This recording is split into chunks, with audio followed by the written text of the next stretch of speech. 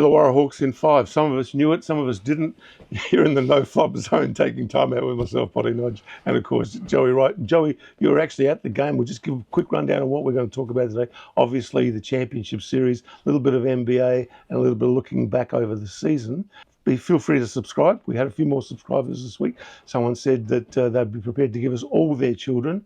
That's probably not quite necessary. Just push the button. Just push the button. Now, Joey, you were there. You're right there behind the bench. I was right there, and I got to see a lot of Justin Tatum's back. That's it. I didn't see much of the game. I kept trying to, get as much as I can on the screen. The atmosphere was amazing. Yes. The production was amazing. The stuff that they do now at grand finals are way bigger and better than the grand finals that I attended. And it was just, the atmosphere was unbelievable. The crowd was obviously into it, but I didn't see much of the game. Right, but you were there soaking up that atmosphere, as you say. Mm. And were you able to hear a lot of what was going on in the huddles or with the Illawarra Hawks team? Nah, it was too noisy. Yeah, I was right there. I could read a lot of body language. I could look at what's going on, but nah, it was too noisy. The fans were right into that game from the beginning to the end, which made the atmosphere what it was. Let's talk about Justin Tatum to start with, because a season and a half ago, or season and 3/4 ago, they were going nowhere, the Hawks, under Jacob Giacomassi, and pretty much with the same personnel, he got them to the semi-final. Well, with the same personnel, he got them to the semi-final, and then made a couple of little tinkery changes with the imports, and came out before the season started and said, "We are contending for the championship. We're going for that, and nothing else. Don't think we just want to make the playoffs." He was firm, and he had belief, and they all bought in. They bought in, and that's exactly what you do. I mean, he did what to upscale a team. You come in and change what they think first, and then you can change what they do. A lot of coaches come in and try to change what you do. If they don't have a bad mind, it doesn't matter. And I think he came in, he built confidence. He has confidence in himself as a coach. He gave the team confidence to go out there and play to their abilities, and look what you get. He gives his assistants a fair amount of latitude too to sort of contribute. What I loved about it, Boti, is just watching all the parts work. Mm-hmm. So you watch Big Joe and what he does and how it works. You looked at the assistant coaches and what they do and how it works. They got some young guys, even their development coaches there, just really great guys, and they go out and they're doing their job, and everybody does their job with positive and high energy and positive energy, and it was just great to see a great culture. It was an amazing culture, and that culture won them a championship. Was there a moment during the game where you thought, well before the end, where you thought, they've got them, they've got this? After it was 9-2 in the foul count, and it was only a 4-point game, I thought Wollongong had a chance to win it, because it was 9 fouls for Melbourne and 2 for Wollongong, and I thought if they could withstand that, then they were going to be okay, and they did withstand it. They withstand it. They came back in with their energy crew, and the energy crew picked them up and got them back even. I think even to 1 point or something this quarter, and went on from there. Do you recall one of our shows where I said I think their bench is their greatest strength? They've got a tremendous starting group, but their bench was so good, and so it proved. Well, their bench was the highest production all year, so they produced the most points off the bench all year. But it's not just producing the points off the bench. They actually changed the game. That bench team come in and they play with such great energy. They usually change the game for them, and that's huge. Let's start with Trey Kell, because we were strong in our criticism of him, of step up to the plate. Very strong of him, and talking to some of the greats around the arena before the game. Yep. They had some strong opinions about that as well. About him or about what we said? Well, about him not playing game 4. Like, you got to figure out a way to get in there in game 4. Absolutely. Yeah. But by having this injury, kind of pressure was taken off in them, because now you sort of think, well, he's playing, he's got that kind of crutch almost of, well, if I don't play well, it's my knee, which takes a lot of pressure off. And so he just, after the first, he was a little tentative at the beginning, and then he was Trey Kell. Yeah. Well, Butch Hayes, I was sitting next to the great Butch Hayes, as you know, and he made a comment. He said, I think Justin did very well by not starting him. And he goes, what would you have done? I said, yeah, that was good.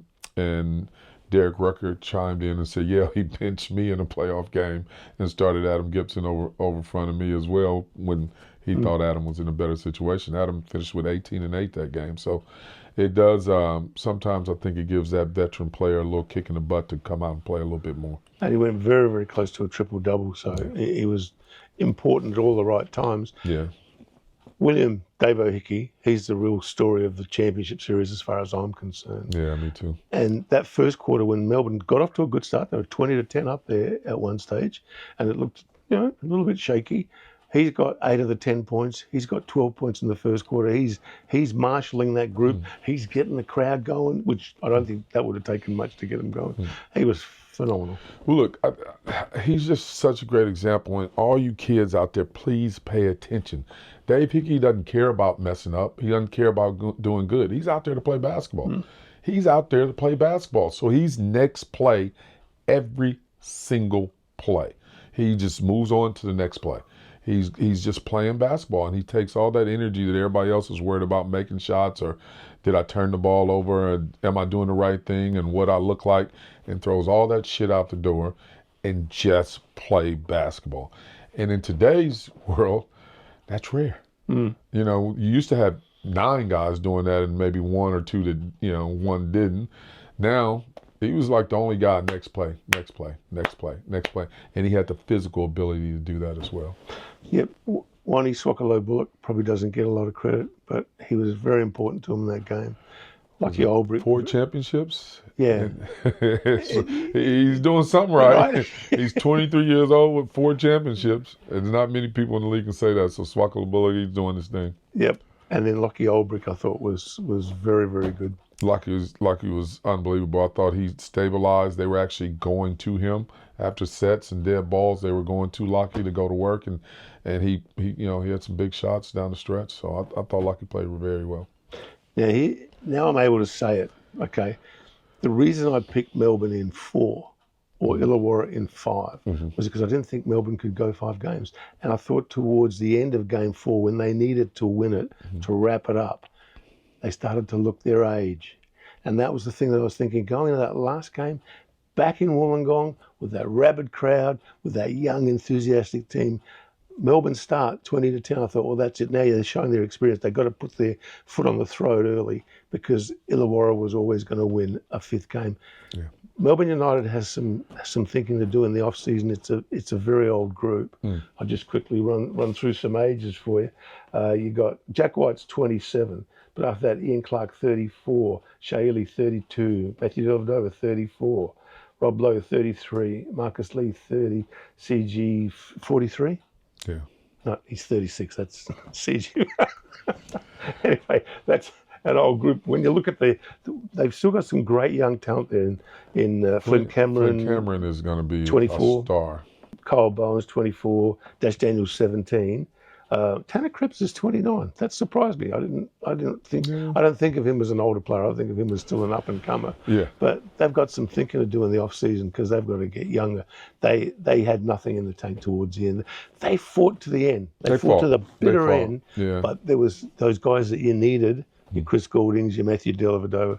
They were running on empty, I thought. Speaking of which, during the off season, we're going to keep going, and we're going to break down every single team in the league, where we think they need to improve, where they're doing well. We're going to go through all of that. But that's what I thought, that if they don't win it in 4, they won't have the gas to win it in 5. Okay. I like your thinking, but you also increase your odds by picking everything. No, I'm just saying, if Melbourne was going to win, it had to be in 4. Yeah. Well, to your point, I watched it. I was close enough to watch their body language. Like I said, I couldn't watch a lot of the games, so I could watch individuals and watch a lot of their body language. They fought. Melbourne they were fighting for that win. To see Chris Goulding and see his body language and what he was trying to do, and Shaili and what he was trying to do, and Matthew Dellavedova and what he was and Ian Clark too. He got out there and he was a pro. What about Marcus Lee? Shoulder, popped the shoulder out, came back, and at some point in time, Ian Clark did something to his shoulder as well. Yeah. And so, but they got out there and fought, and Dean always does a great job of coaching. And it was one of those, I didn't have a dog in the fight either way, but I did want to support Big Joe and see him get, a victory after what he went through the last couple of years. Sure. I just like seeing small market teams successful, because the philosophies there are so different. Like when I'm watching Justin Tatum after the game, I can close my eyes and see Scott Roth the year before after the game. You know, there's a real similarity of that Tasmania Illawarra experience. But for United fans, they've got to be really proud of their group. I mean, year after year, they're the there. benchmark. They're there, yeah. Year after year, they're right there. And I know people go, oh, well, you lose them, but you got to be there to lose them. Yeah. You got to be there. And that's almost here in Australia when you start to feel start to fall victim of your success. You know, they'll get there, and they're about to go, oh, well, they can't win it. Getting to a grand final, game 5, that's tough. That's tough. So hats off to Melbourne United, Dean Vickerman, and all their players as well. And, you know, 2 years in a row, in one game in the championship series, they got beaten by a phenomenal shot. Yeah. You know, so you've really got to come up with something to take them out. Now, before we leave this topic, last week you hinted at a Delhi rumour. Oh, there it is. You remember. I remember. Sydney, I just didn't want to go with it then because we had other things on, but Sydney Kings, you're hearing that somewhere along the way? I'm just thinking that's a good fit. Yep. It's just a really good fit. I think, you know, Gorge and Delhi have obviously worked together before. If they get a really solid, aggressive point guard into that mix, which is what Gorge typically likes. Yep.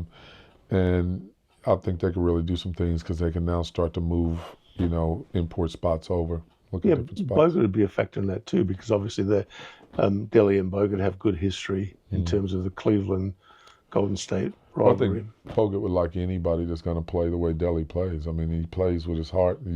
It's a lot of people you can look at, what it looks like, but as a coach, you can care less. He gets things done out there. He works hard on both ends of the court. So you said last week that you haven't met Delhi. Well, you saw who Matthew Dellavedova was when they presented him with the Larry Singstock award as the MVP of the championship series. Yeah. Well, look, sportsmanship, class. That's just amazing. I'll put Delhi's my hero on Facebook because to step up in that situation and as the decision was being made, it was some boos, and I don't think the crowd was booing Delhi. No, they were booing the decision. Yeah, of course. But with that being said, he just, for him to walk over and give that trophy and show so much class in front of some fans that didn't show as much class. And I thought that was even tougher to do in an environment where some of the hostile comments that they were getting were pretty tough.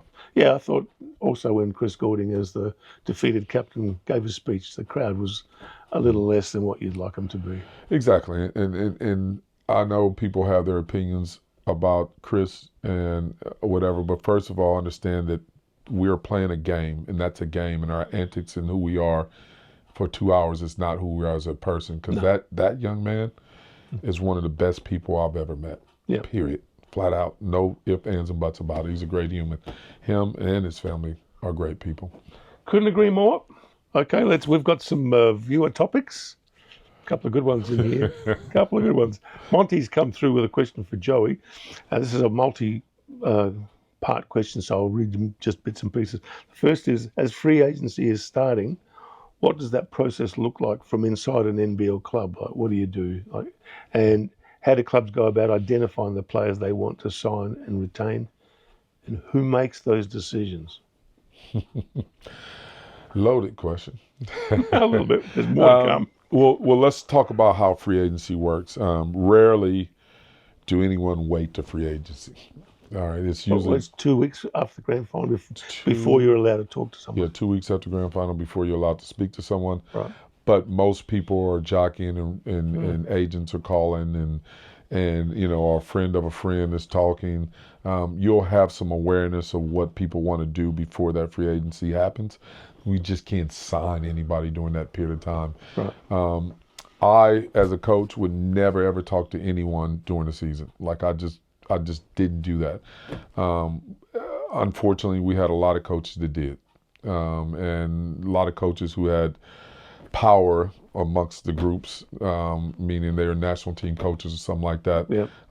They would start recruiting a little bit too early.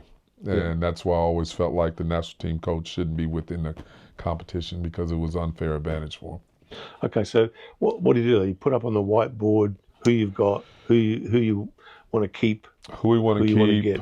who we're probably going to let go. So those are all happening during our exit interviews, and we're giving those people their opinions and are giving our opinions of who they were for the year. So we put up that, and then we start, putting feelers out for what we're looking for and seeing if people are interested in coming. And then as soon as that free agent happens, we try to nail down who we have. So we take the amount of money that we've been given to filter out, and we start slotting down places and putting money fixtures in and see how it all figures out. But yeah, it's fun stuff. Okay, so how much input do coaches have in roster construction for the next season? And have you ever personally wanted to sign or re-sign a player and had those above you say no? Why'd you laugh on that? Because I know the answer. It's the reason why I'm not coaching anymore. I can't have guys who've been sitting in offices and dealing with figures telling me who the best player is for me to coach. I mean, that's literally like someone I don't know going out and picking my wife for me.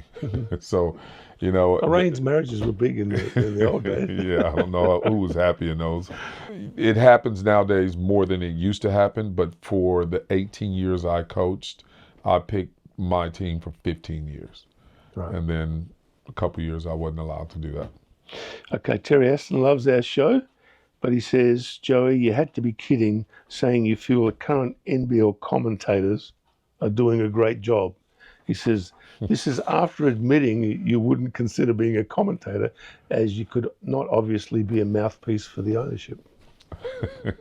That's true, but those are two different things. Those aren't mutually exclusive. Okay. You can still be a good commentator and not necessarily cater to the league. I think it's obvious that even in the NBA, that the commentators don't come out and just crush the league. It's got to be some type of support there for the league. And I think our commentators I think they're smart. I think they do a good job. I don't think they're bad at all. Okay, you're on your own again. Okay, Juice Lover has been very complimentary, but also mentions that Harry Froling was awesome in his comeback game in the New Zealand NBL with 32 points and 12 rebounds. I thought to myself, we should have mentioned Harry, because you coached Harry. I did. And for the benefit of the people who don't know, he went through a cowed punch and had some brain issues and had to learn how to walk again, and it's been a really tough journey for him. It was a tough journey for Harry coming through that. But to his credit, he really worked hard to get back to where he's at now. I actually spoke to him a couple weeks ago, and I think he was a bit nervous about coming back. Yeah. But to come back and do as well as he did is really good, and then hopefully we'll see him in the NBL soon. Yeah. It's at one stage his trajectory was like he was possibly going to the NBA and whatever. Yeah. I think he went to a NBA well, he's summer league. Rookie of the year, with us, his first year, and then he went off to a summer league NBA camp, but probably didn't prepare as he should have. Yeah. I think things will be different now because I think a lot, life teaches you a lot. Yep. Kieran Short is back. He says, tell us about the best pair of basketball boots you ever had. He says he still remembers getting a pair of Reebok pumps for Christmas as a kid. Maybe not the best, but the most memorable. I've got a story. Go ahead. What are you? Well, my very first pair was the plain leather Nike, one stripe Nike when they went to leather, like the very first pair. And I had a pair of those. And when I tell you, I thought I was the best basketball player on the court because I had those shoes on. I still couldn't play dead. But those shoes were, I polished them and repolished them until they just fell apart. Yeah. In under 14s, I got a pair of Adidas. What you're wearing, the 3 stripes, leather, and a little kit that came with it. Yeah, and a little kit that came with it where you had to just sort of make sure the leather, you were keeping it clean and putting stuff on the leather. And it was like, you feel like I'm the king of the world. Yeah, yeah, good. And they were only $40 instead of $340. Yes, yeah. Tyronibus Maximus would like to know, what do you guys make of the NBL? And he's called it the Billionaire Wars. Pretty serious stuff, he says. Yeah. And for the benefit of anyone who doesn't know, the Illawarra owner has challenged Larry Kesselman as owner of the NBL on how they go forward. He wants to buy. He's got 7 clubs on site apparently. 7 of the 10. Yeah. Given that Larry owns a few, that's interesting. Anyway, and he's keen to sort of buy the league from Larry and have it owned by all the clubs, like it was in the old days. Well, I do think that's a great model. I don't think an owner of the league should own a team. Conflict of interest. Yeah, conflict of interest all day long. But I do think that was just a chess move, and I think it was the best chess move of the entire playoffs. The owner letting Larry know you can't do anything you want. You have a responsibility to us as owners to run this in a fair way. And if you don't want to do that, we'll come in and we want to buy the league. Now they can't buy it. It's it's obviously Larry's, so he doesn't have to sell. But I thought that was a big chess move, and he put a lot of eyes on that game yesterday to let people know, hey, don't mess around here. Don't mess around. So I thought, Will Hickey MVP, but I'm saying the owner, you the real MVP. That was big. Okay, and Tyronnibus Maximus was the one who said that he'll subscribe if we will take all of his kids. Please. Yeah, well, how many are there? Come on, let us know. I'm good. All right, Pete Williams, who I think you know, sent me an email saying, with talk of Geelong being a possible NBL expansion team this week, what would it take to get you back to go full circle and come lead the Supercats back in the big league? Oh, well, to take whatever they don't have. Someone asked me the other night, they said, do you miss this atmosphere? Mm-hmm. And I said, I do. I said, I miss this atmosphere, but I don't miss what it takes to be there. Yeah. The work that it takes to be where those two teams are, I don't miss that anymore. I want to spend time, watch my kids play basketball. I want to travel around the world a little bit. I know what it takes to be a head coach, and I'm not willing to give that anymore. Okay. And I gave my entire life for 22 years to basketball. You're on call 7 days a week. 7 days a week. And 24 hours 24 hours a day. You're on call. And I did that for 20 plus years. I'm not willing to give that no more. Dick, call me Richard. Harden says, how much does Sam Froling's stock as a free agent fall with his Achilles injury? Well, it's fallen. It's gone. If I'm the Hawks, obviously, you probably slotted whatever for that guy, probably high threes for what he was going to be making. I would pay him something next year and just tell him I can't pay you what I deserve to pay you. I'll pay you $100,000, come back, rehab next year. Pay him for his rehab, effectively. Yeah, basically paying him for his rehab. And sign him to a year after that, so we have something for that, for rehabbing him. And then if he gets back to where he's at, then we'll pay him the money that he was. And there's no doubt that young man's going to get back. He'll get back. Oh, yeah. And in today's, doing Achilles almost better than doing a knee. So. And is Andrew Gaze really the flopper Joey claims him to be? Yeah. No. Yeah. No. Yeah. No. Yeah. No. I've watched him play in 1984. Mm-hmm. He was just a hard bastard. Back cuts, relentless move. He didn't do any of that stuff.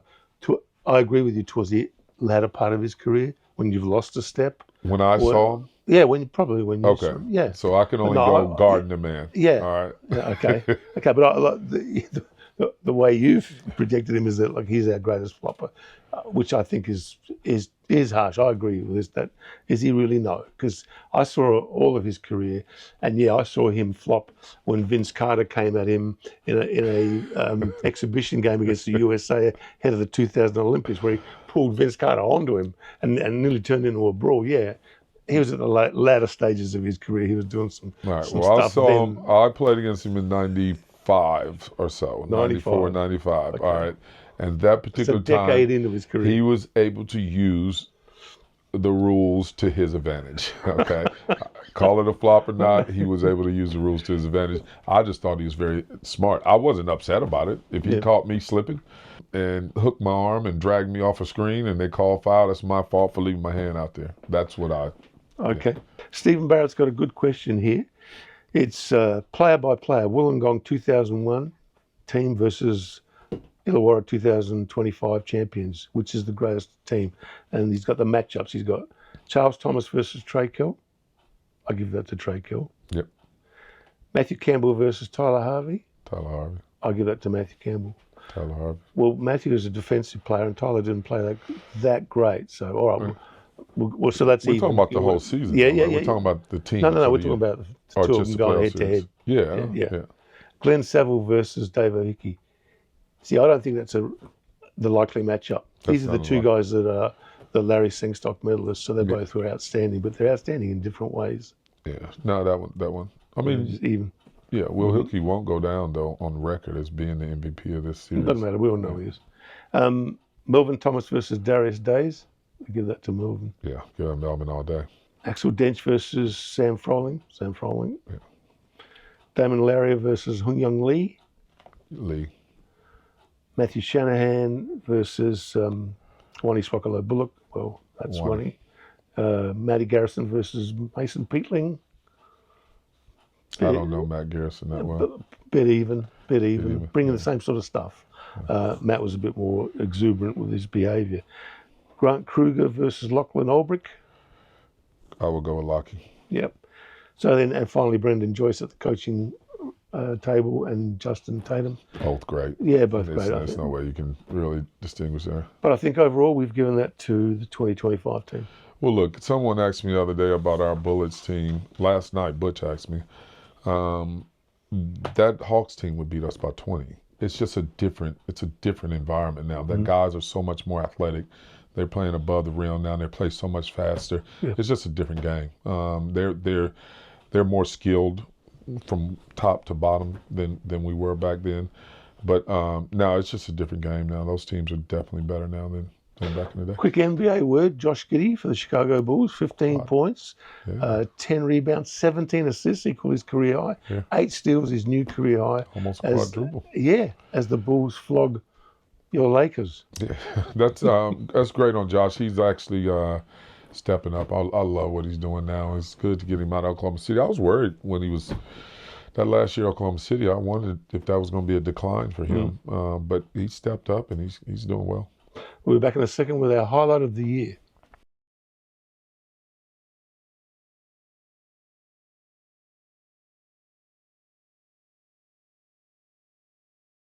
It's been a fantastic year on many fronts. What was your highlight if you can pinpoint one thing from 2024-25 season? I don't think I can pinpoint one thing, but I just want to say it was an amazing season. It was probably one of the first seasons where we just didn't know for most of the season who was going to be the championship. Even though the Hawks held number one spot for most of the year, it could have went to one or four teams, I think, down the stretch. And I thought it was a really good season. Guys played well, stepped up, some good basketball. Okay. For me, it was seeing Illawarra do what Tasmania had done in very similar sort of circumstances. And now that leads me to Southeast Melbourne and Josh King coming in, changing that club's fortunes. I thought that was a fantastic performance from Josh King and the Phoenix, and should give Phoenix fans a lot of hope for what's to come in 25-26. The coaches matter. Coaches matter. And I think administrators need to kind of understand that. Getting a good coach matters. Final word from Justin Schuller. We'll be back with some reviews coming up in the next few weeks.